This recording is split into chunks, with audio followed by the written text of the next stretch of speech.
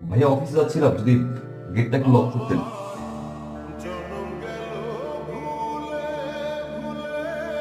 বিয়ের পরে একটা রাতও তুই আমাকে ছাড়তে গোসল করতে পারবি আমার নিজে হাত দিয়ে করা। ও ভাবি তুমি, এ হচ্ছে তোমার ভাবি। হ্যাঁ, এ হচ্ছে আবির, ওরই ফ্ল্যাট।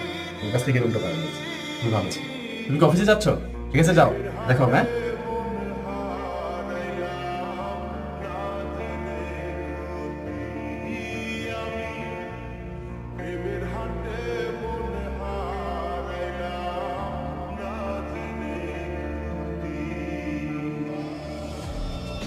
যে মারা গেছে সে কোথায়? কি বলছেন, কে মারা যাবে?